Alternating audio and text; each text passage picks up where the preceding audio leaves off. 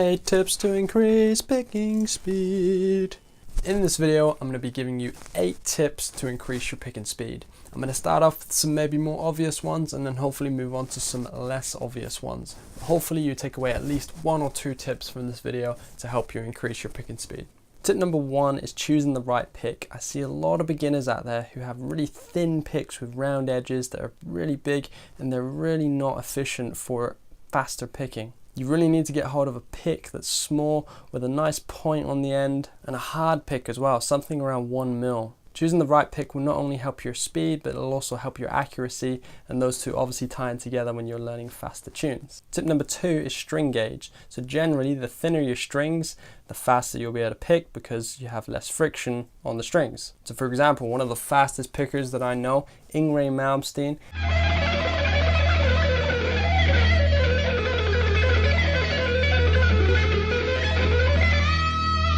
he uses 8s on the bottoms and 48s on the top. Personally, I use 9s to 42s, so quite an average set.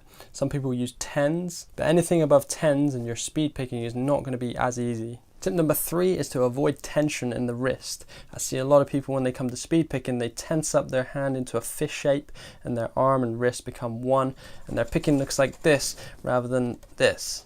So really try and stay relaxed when you're picking. It should feel really easy to play slow and really easy to play faster. You should never really feel any tension in your wrist. Tip number 4 ties into what you just saw there.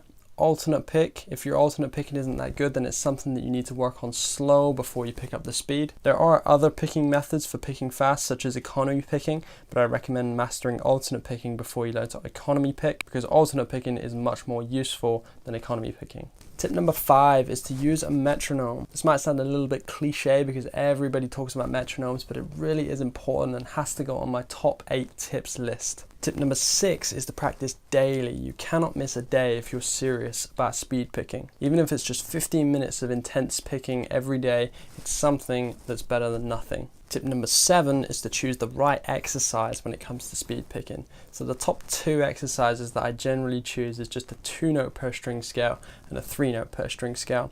So the 2-note per string scale could simply be the pentatonic scale, and just sort of go down and up that in time with the metronome, which I mentioned earlier. Or you could use a 3-note per string exercise, something like the Dorian scale or the Locrian scale, like so. These are great exercises to start with because they're consistent on every string, and also it gets your right hand moving from top to bottom and back. And the very last tip that I want to mention, tip number 8, is to play faster than you're capable of. So what I mean here, this kind of ties in with the metronome tip earlier.